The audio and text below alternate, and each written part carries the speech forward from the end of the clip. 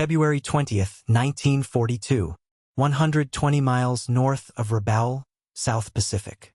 9:17 hours. The sky is sharp and blue, the ocean below broken only by thin white lines of wake from scattered ships. High above, a formation of Japanese Mitsubishi A6M Zeros banks smoothly in the sunlight. Their pilots are confident. For months, they have known little but success. Pearl Harbor, the Philippines, Malaya, the Dutch East Indies. Wherever they have flown, the pattern has been familiar. American and Allied fighters turning too slowly, climbing too weakly, falling in flames beneath precise bursts of cannon fire. In one cockpit, a Japanese pilot scans the horizon. He trusts his aircraft. It is light, agile, responsive. He has trained relentlessly for dogfights, for close combat where skill and maneuver decide life or death. He does not expect to meet anything that can match him. If you care about real World War II stories, not myths, not Hollywood versions, but the moments that actually changed history, then this channel is made for you. Subscribe to keep these stories alive. Like the video so it reaches others who still value history over noise. And if you know a friend, a veteran's family member, or anyone who grew up hearing these stories, share this with them, because these stories weren't meant to disappear quietly. They were meant to be remembered. In early 1942, Japanese air power dominates the Pacific. The Zero's long range and extraordinary maneuverability give it clear advantage over many Allied fighters it encounters. American naval aviation is reeling from the shock of Pearl Harbor. Carriers are few. Experienced pilots are fewer. Japanese intelligence reports describe American aircraft as sturdy but slow, heavily built but lacking finesse. The impression spreads among pilots. Western planes rely on brute strength rather than skill. This perception shapes behavior. Japanese aviators press aggressively into turning engagements. They close distance confidently. They assume superiority not only in design but in spirit. Across the Pacific, American engineers and naval planners are watching closely. They have studied combat reports from Coral Sea and Midway. They have heard accounts of Zeros outclimbing and outturning earlier fighters like the F4F Wildcat. The lesson becomes clear. Trying to outturn the Zero is a mistake. Trying to build a lighter aircraft with thinner armor is not the solution. Instead, a different philosophy takes shape. Build stronger. Build faster in a dive. Build with armor protection for pilots. Build with heavy firepower. Build for carrier decks that pitch and roll in open ocean. The result is already in development. The Grumman F6F Hellcat.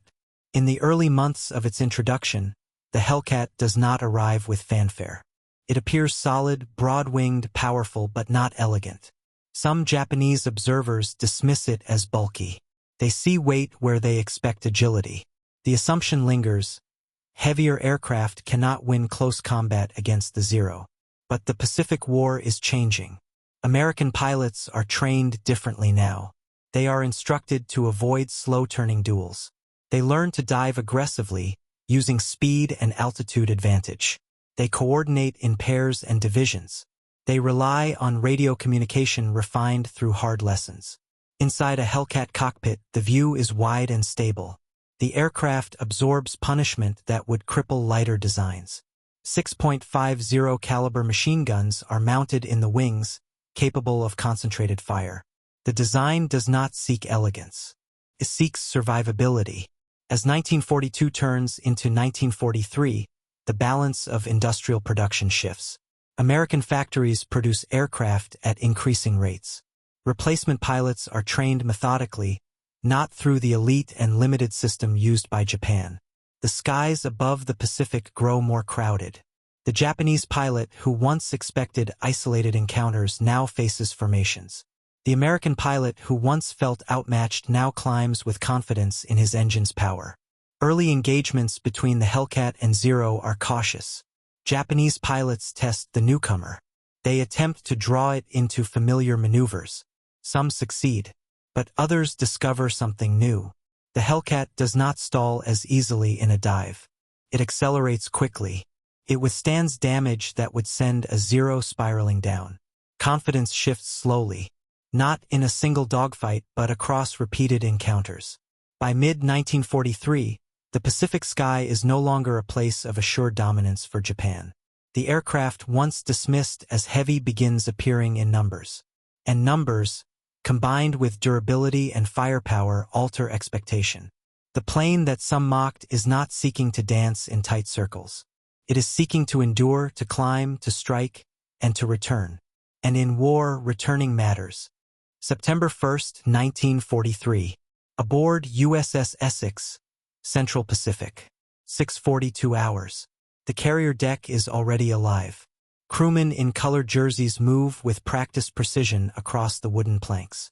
Engines cough and roar as aircraft warm for launch. The ocean rolls beneath the hull, steady but never still. Overhead, the sky is pale and clear. A Grumman F6F Hellcat waits at the forward position, wings locked, tail hook resting near the painted centerline. The pilot sits upright in the cockpit, oxygen mask hanging loose around his neck. He runs through his checklist quietly. Fuel, mixture, magnetos, guns armed. There is no glamour in the process, only routine. By late 1943, the Hellcat is no longer an experimental presence. It is becoming the backbone of American carrier aviation. Its Pratt & Amp Whitney R2800 engine delivers raw horsepower unmatched by earlier naval fighters. The airframe is designed to absorb punishment, self-sealing fuel tanks, armored cockpit plating, reinforced landing gear for repeated carrier landings. Grumman engineers did not design the Hellcat to outturn the Zero. They designed it to win under different conditions. Speed in a dive, climb rate at altitude, heavy concentrated firepower, pilot survivability. Japanese pilots who encounter it in combat begin to notice the difference. A burst of 20mm cannon fire that might cripple a lighter aircraft sometimes fails to bring the Hellcat down immediately. American pilots, protected by armor and flying machines built for resilience, often return to their carriers with holes in wings and fuselage. Damage becomes inconvenience rather than death sentence. Carrier warfare in the Pacific demands reliability. Salt air corrodes metal. Deck landings strain airframes. Engines must start quickly and perform consistently in humid heat. The Hellcat is optimized for this environment. Its wide landing gear reduces deck accidents. Its rugged construction tolerates rough handling by young pilots still building experience. Japan, by contrast, faces growing difficulty replacing experienced aviators lost in earlier campaigns. Training pipelines narrow. Combat veterans become irreplaceable. American doctrine accepts rotation and replacement. Japanese doctrine relies heavily on skill honed over years. When losses mount, imbalance deepens. On the deck of USS Essex, the signal officer drops his flag. The Hellcat surges forward, engine roaring. It reaches the end of the flight deck and disappears briefly into open air before lifting cleanly above the waves. Minutes later, it joins formation with other fighters climbing toward patrol altitude. The Pacific War is expanding. Gilberts, Marshalls, Solomons. Air cover is no longer optional. It is essential. In combat, Hellcat pilots are taught discipline. They avoid chasing enemy aircraft into tight spirals. They use altitude advantage. They rely on teamwork. 2 plane elements support each other. 4 plane divisions coordinate attacks. The approach is methodical. Aggression remains but controlled. Japanese intelligence begins issuing warnings. The new American fighter is fast. It dives well. Carries heavy guns. Engaging it carelessly leads to loss. The language shifts from dismissal to caution. Not because the Zero has become obsolete overnight, but because the environment has changed. American production numbers climb steadily. Factories in Long Island and elsewhere deliver Hellcats at a rate Japanese industry struggles to match with equivalent new designs. Replacement aircraft fill carrier decks as fast as older models rotate out.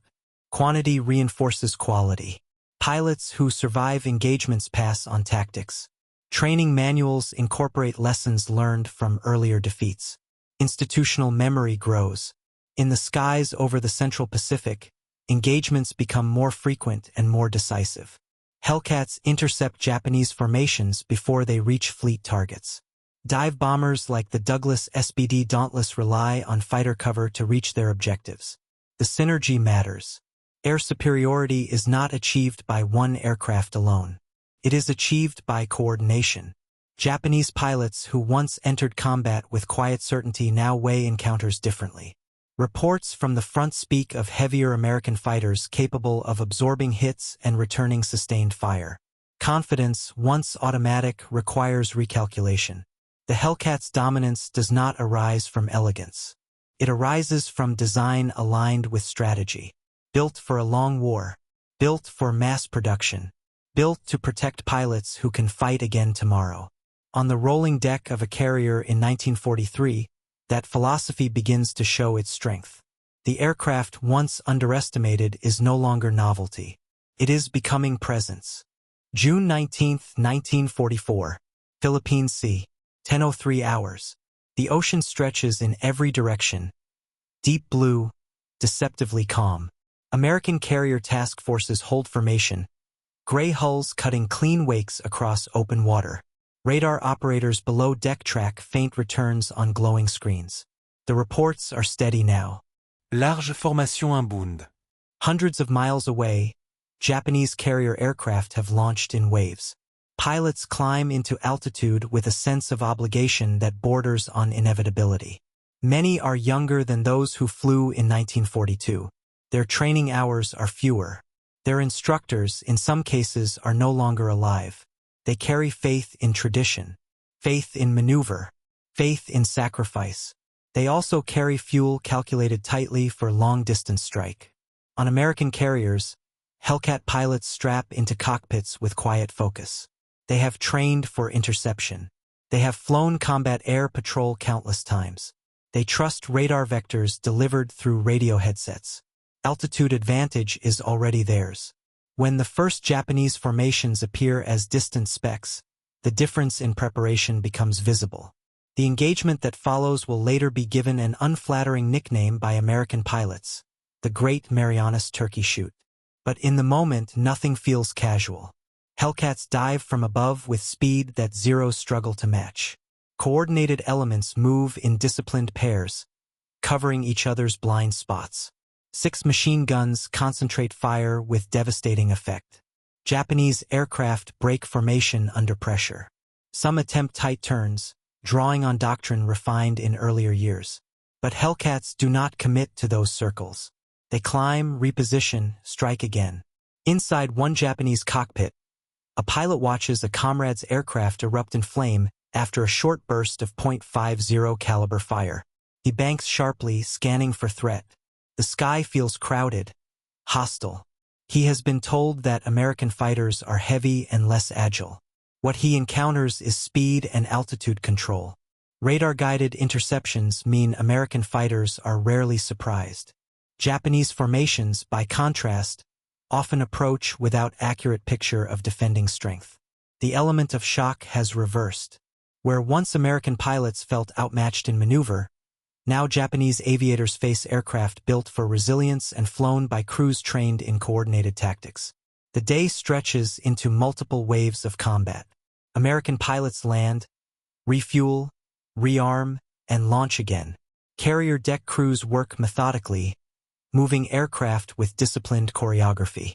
Industrial capacity underwrites this rhythm. Replacement aircraft and trained pilots have been flowing steadily for months. Japanese carriers, already weakened from earlier losses, cannot sustain equivalent replacement cycles. By evening, the scale of loss becomes evident. Dozens upon dozens of Japanese aircraft fail to return. Some are shot down over open water. Some run out of fuel attempting to find carriers damaged or displaced. Some land on islands far from intended decks. Air groups that once defined Japanese naval power are gutted. The Hellcat does not act alone in this transformation. Dive bombers strike enemy carriers. Anti-aircraft guns fill the sky with defensive fire. Radar and coordination reduce uncertainty. But in direct fighter engagement, the balance has shifted unmistakably. The aircraft once dismissed as bulky proves decisive when flown within a system designed for sustained warfare. For Japanese commanders, the psychological effect is severe. Carrier aviation had been cornerstone of early victories, Pearl Harbor, the Indian Ocean raids. Now, in the Philippine Sea, that pillar fractures visibly. Reports emphasize heavy losses among aircraft and experienced pilots. Replacement training cannot fill the gap quickly enough. Confidence that once accompanied every launch is replaced by caution, and in some cases, resignation. For American pilots, the day reinforces belief in their machine and their training. Success is measured not in celebration, but in absence of ships sunk and in aircraft safely returned. They are aware that many of their adversaries fought with skill and courage.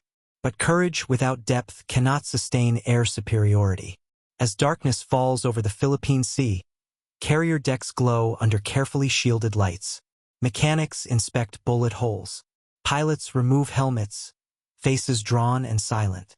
They understand something significant has occurred. Air power in the Pacific has crossed a threshold.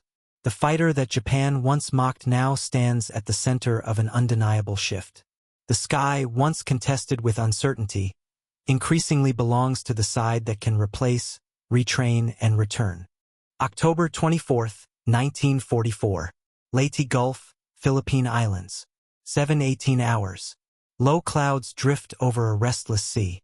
American carriers maneuver cautiously east of Leyte, decks crowded with aircraft warming engines.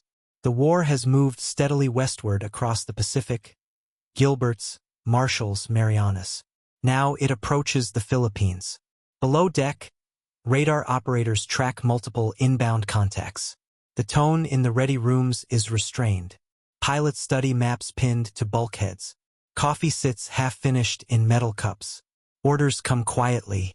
Launch. Hellcats roll forward again, wings locked, engines roaring. They lift into humid air and form protective screens over the fleet. The stakes have grown. Japanese naval forces, though diminished, are attempting a coordinated counterstroke. And something new appears in the sky.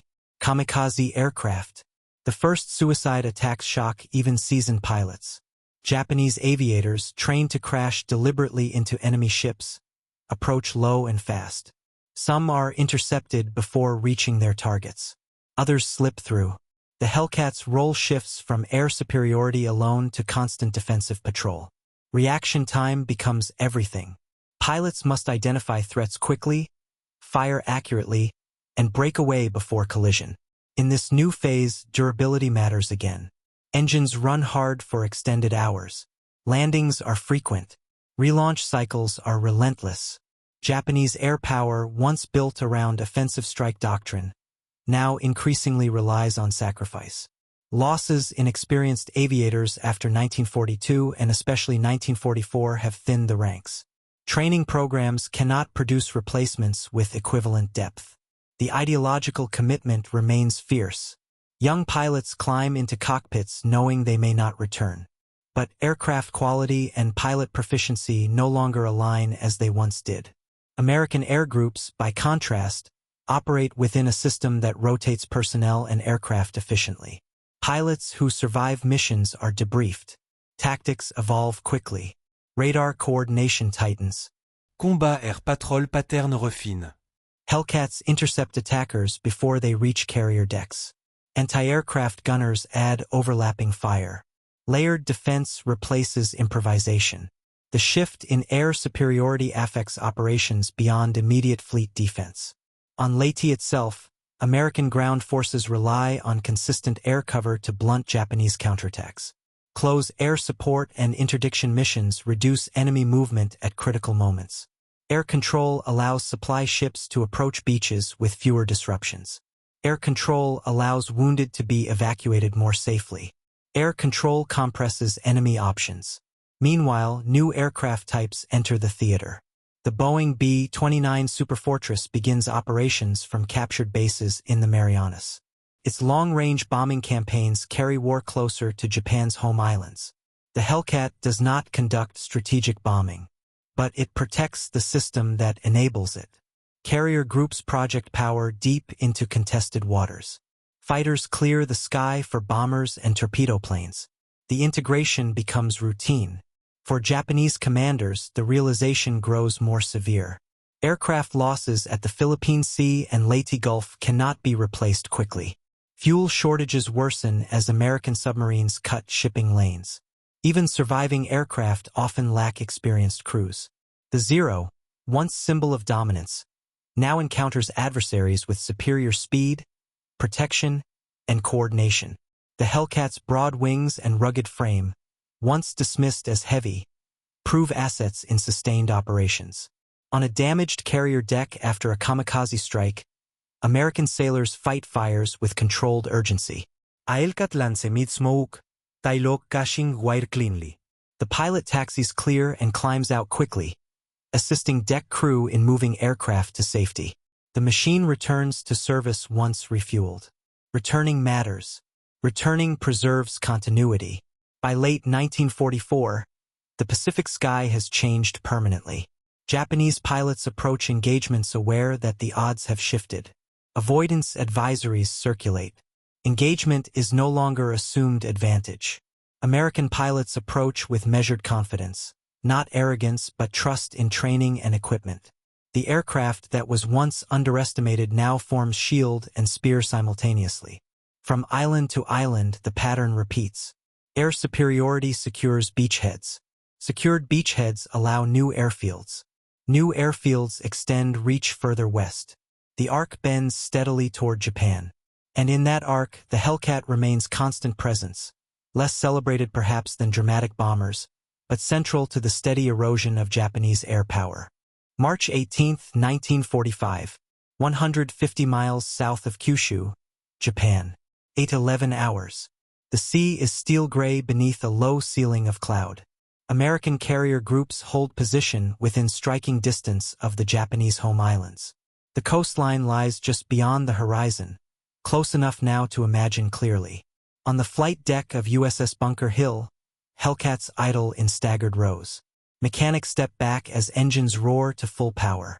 Pilots tighten harnesses and glance once more at instruments.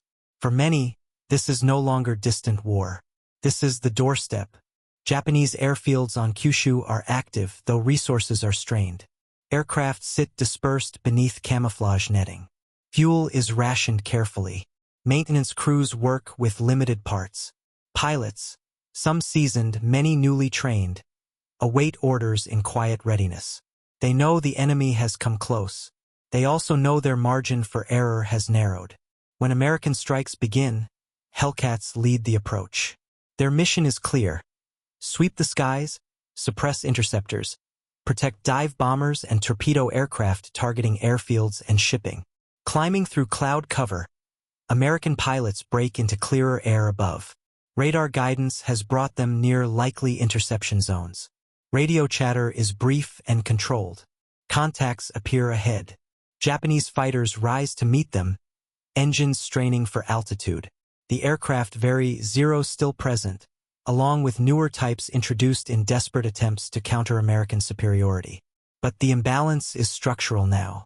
Fuel shortages limit training hours. Replacement pilots lack combat seasoning. Coordination falters under pressure. In the first engagement, Hellcats dive from superior altitude. They do not circle aimlessly. They strike, climb, reposition. Discipline remains evident in their movements. A Japanese fighter attempts to pull into tight turn. The Hellcat pilot resists the instinct to follow into horizontal duel. He uses speed instead, extending and climbing before attacking again. Doctrine, refined over 3 years of combat, holds firm. Below, Japanese anti-aircraft batteries fire intensely. Smoke blossoms around incoming bombers. Some American aircraft are hit. War remains lethal, but American carrier groups absorb losses and continue operations. Replacement aircraft wait below deck. Repair crews work rapidly between waves. The system sustains tempo. As days pass in March 1945, repeated strikes degrade Japanese airfields. Aircraft destroyed on ground. Fuel depots ignited. Runways cratered. Japanese pilots who once met American fighters over distant islands now defend their own homeland. The emotional weight is heavier. For American pilots, the proximity to Japan carries its own gravity. The war has been long: Coral Sea, Midway, Guadalcanal, the Philippine Sea, Leyte Gulf. The arc is nearly complete. In ready rooms after missions, pilots remove helmets quietly. Some study bullet holes along wing edges. Others mark down ammunition expenditure in small notebooks. They are aware that the aircraft they fly has become symbol of dominance in Pacific skies. Yet dominance does not erase cost. Friends have been lost. Ships have burned. Decks have taken kamikaze hits. Superiority has been earned, not granted. Japanese commanders issue new advisories. Avoid engagement where possible. Conserve aircraft for decisive defense. Deploy special attack units when necessary.